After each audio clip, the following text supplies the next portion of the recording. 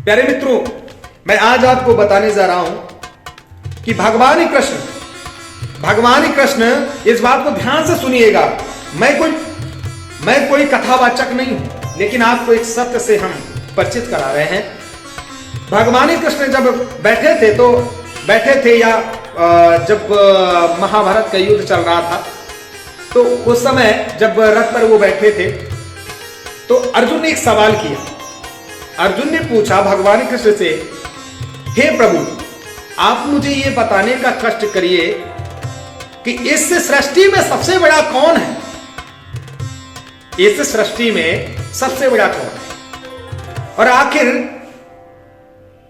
भगवान कृष्ण ने बहुत प्यारा सा जवाब दिया। इस जवाब को जब आप सुनेंगे ना, तो शायद आपको बड़ी खुशी मिलेगी, बड़ी प्रसन्नता मिलेगी, और उस प्रसन्नता को देखकर हमें भी बहुत प्रसन्नता होगी कि शायद हम उस काबिल हैं कि आप लोगों को हम समझा पा रहे हैं।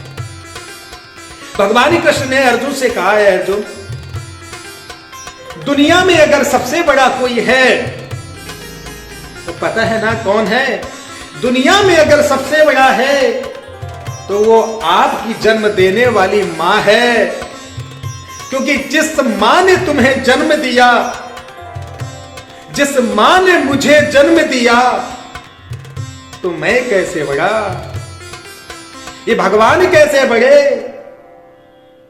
भगवान तो साहब बाद में आते हैं, क्योंकि भगवान को हम भी मानते हैं, भगवान को आप भी मानते हैं। लेकिन मैंने ऐसे लोगों को देखा है कि भगवान को तो घंटा हिलाते हैं, भगवान को तो पूजते हैं, लेकिन घर में बैठी हुई उस मां को 2 टुकड़े का रोटी भी नहीं देते हैं। दुर्भाग्य है इस बात का। फिर भगवान कृष्ण ने कहा, हे अर्जुन, अगर उस मां ने तुम्हें जन्म नहीं दिया होता ना, तो आज आप शायद ये सवाल करने लायक नहीं होते, आज शायद आप हमारे सामने नहीं होते, क्योंकि कहीं ना कहीं उस मां ने आपको जन्म दिया और मेरी मां ने मुझे जन्म दिया।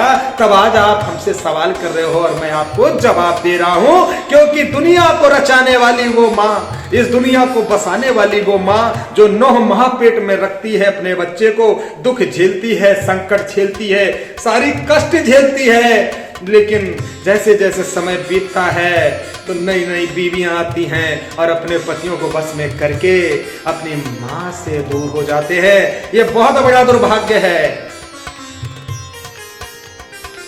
तो अर्जुन ने भगवान कृष्ण से कहा, बड़े प्यारे शब्दों से कहा कि हे कृष्ण, मुझे ये बताइए कि दुनिया में जो भी कार्य होते हैं, गंदे, अच्छे, बुरे, ये किसके इशारों पर? और अगर ये कार्य होते हैं तो लोग क्यों करते हैं? ऐसे कठोर सवालों की जवाब देने के लिए भगवान कृष्ण ने कहा कि हे अर्जुन, मैं एक सहारा हूं,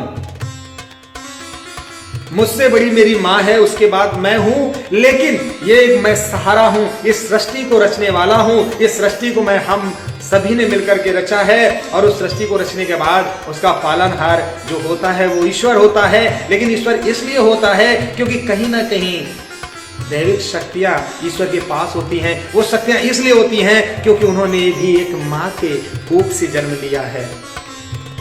भगवान कृष्ण ने कहा कि हम जब चाहते हैं कि ये व्यक्ति अच्छा करे तो वो अच्छा करता है, और जब उसका बुरा समय आता है तो उसे कहीं ना कहीं बुरा करने के लिए भी, कहीं ना कहीं बुरा करने के लिए हमारी तरफ से इशारा होता है। लेकिन अगर वो व्यक्ति समझ जाता है तो वो एक स्वर्ग लोक की तरफ जाता है, नहीं समझता है तो भटक जाता है और उसकी अंतिम में मृत्यु हो जाती है। ऐसे बहुत सारे जो इशारे हैं भगवान कृष्ण कहते हैं कि देखिए, एक बात जीवन में ध्यान रखिए, इस महाकलियुग में 3 चीजों का विशेष ध्यान देना होगा।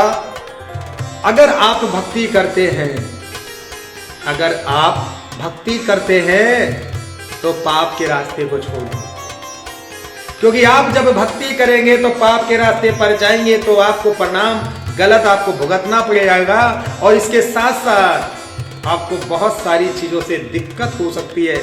लेकिन आपने अक्सर देखा होगा कि भक्ति करने वाले लोग अक्सर परेशान रहते हैं, अक्सर देखा होगा परेशान रहते हैं, लेकिन नहीं, ये गलत है। आप परेशान रहते हैं, लेकिन एक ना एक दिन जरूर वो समय आता है जिस दिन आप सफल भी होते हैं। और वो क्यों होते हैं ये भी मैं आपको बता दे रहा हूं, इसका भी सूत्र बता दे रहा हूं। क्योंकि भगवान ही कृष्ण कहते हैं कि जब आप हमारी सेवा करते हो, हम आपको सिर्फ आजमाते हैं, हम आपको देखना चाहते हैं कि आप कहीं गद्दार तो नहीं है। तो ऐसे कहीं ना कहीं भगवान आपको आजमाते हैं, एग्जाम लेते हैं, परीक्षा कर लेते हैं आपकी, और आप हमेशा हार मान जाते हैं, कहते भगवान ही नहीं दुनिया में, ऐसी चीजें आप बोलते हैं। लेकिन ऐसा नहीं है, क्योंकि भगवान इस दुनिया में है लेकिन हम समझ नहीं पाते। ये हमारी सबसे बड़ी प्रॉब्लम। दूसरी चीज आपको बता दूं कि जब आप पाप करते हैं तो भक्ति मत करिए।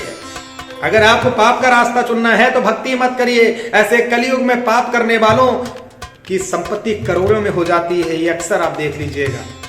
लेकिन भक्ति करने वाला हमेशा सदैव एक मीडियम फैमिली के साथ रहता है, और लेकिन जीवन बड़ा सुखी और व्यतीत अच्छी तरीके से होता है। पता ही क्यों? क्योंकि कहीं ना कहीं ईश्वर की शक्तियां होती हैं। आज वो लास्ट में मैं सफलता का सूत्र बताने जा रहा हूं। आप अक्सर कहते हैं कि मैं सफल नहीं होता, तो सबसे पहले ये मेरा सूत्र गांठ बांध कर रख लो, और जो व्यक्ति इसको आजमाएगा, लेकिन दिल और श्रद्धा से आजमाना, वरना आजमाना नहीं।